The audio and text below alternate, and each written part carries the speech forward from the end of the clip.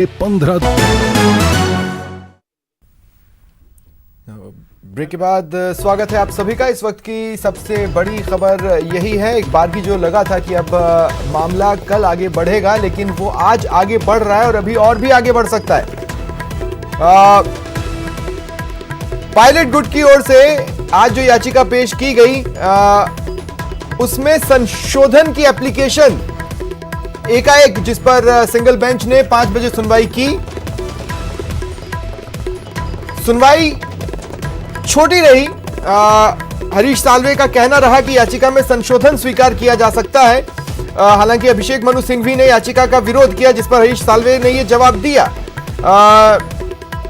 अभिषेक मनु सिंघवी का कहना था कि बिना आधार के याचिका को कैसे स्वीकार किया जा सकता है। हरीश साल्वे ने कहा कि याचिका में संशोधन स्वीकार किया जा सकता है।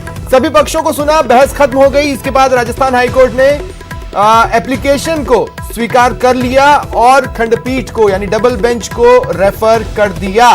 अब जानकारी यह मिल रही है कि अभी भी हाईकोर्ट पर निगाहें बनाकर रखनी है, कल तक के लिए नहीं बल्कि आज भी, क्योंकि हो सकता है आज ही आज में डबल बेंच का गठन हो और डबल बेंच मामले पर सुनवाई करे।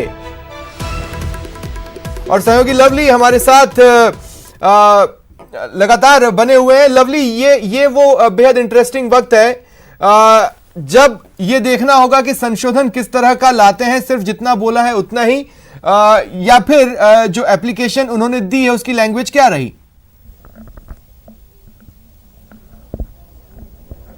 देखिए, एप्लीकेशन का जैसा कि मैंने आपको दिखाने की कोशिश की थी, एप्लीकेशन जो आई थी हमारे पास में, क्या एप्लीकेशन उन्होंने ऑनलाइन जो थी वो सबमिट की थी।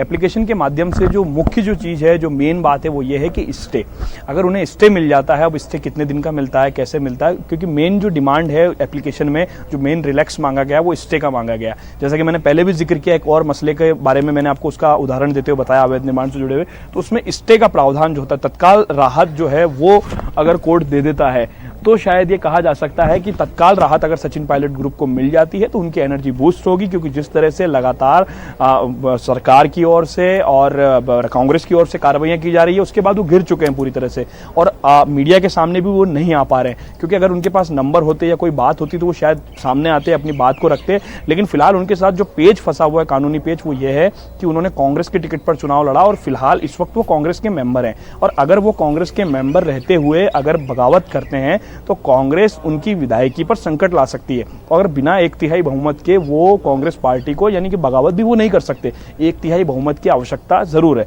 तो 1/3 बहुमत उनके पास है नहीं। उन्होंने 24 विधायकों की संख्या जो है उसका दावा किया हुआ है। अशोक गहलोत की ओर से कहा गया है, अशोक गहलोत कैंप की ओर से, कि उनके पास पूरा जो बहुमत है वो है और उनकी सरकार कोई नहीं हिल रही, यानी कि वो बिल्कुल सेफ नजर आ रहे हैं, उनका ऐसा कहना है, और उनका वो बार बार इस बात का मैसेज दे रहे हैं। तो ऐसे में बड़ी बात यह है स्वप्निल कि अगर स्टे मिल जाता है, किसी भी तरह का रिलैक्सेशन अगर मिल जाता है तो सचिन पायलट की एनर्जी बूस्ट होगी, सचिन पायलट को एक बड़ा रिलैक्स जो है वो यहां पर मिलेगा। लेकिन फिलहाल के लिए ये कहा जा सकता है कि अब बड़ी तेजी से सारे घटनाक्रम चेंज हो रहे हैं। तो 7:40 पर अगर इस मामले की सुनवाई होती है, देखिए वाहन लगा है, नजर में बनाए हुए, बताने की कोशिश करूंगा बाद में तो कौन आ रहा है जा रहा है, लेकिन फिलहाल 7:40 पर सुनवाई होगी तो कोर्ट जाहिर तौर पर कोर्ट दोनों पक्षों की दलीलों को भी सुनेगा। लेकिन अब ये मामला डबल बेंच में गया है। संविधान के अंदर जो आर्टिकल है उसको चैलेंज यहाँ पर किया गया है। 10वीं के अंदर जो ये पूरा आर्टिकल है उसको यहाँ पर कहना चाहता हूं कि हमारे सहयोगियों की एनर्जी आप देख ही रहे हैं, हमारी एनर्जी आप देख ही रहे हैं। ये वादा है आपसे कि हम लगातार इस खबर पर बने रहेंगे। जितनी भी ब्रेकिंग्स आनी आज न्यूज़ 18 राजस्थान पर हाई कोर्ट से, वो सबसे पहले और सबसे सटीक हम आप तक पहुंचाते रहेंगे। हम तैयार हैं, आप भी तैयार रहिए। न्यूज़ 18 राजस्थान से कहीं हटिएगा नहीं, लगा कर रखिए, देखते रहिए, क्योंकि मरुधरा की महाभारत बेहद इंटरेस्टिंग हो चली है हाईकोर्ट के अंदर भी। और फिलहाल इतना ही। यहां एक छोटे से ब्रेक के उस पार मेरे सहयोगी सुमित आपका साथ देंगे। खबर यही रहेगी और साथ ही कुछ और भी।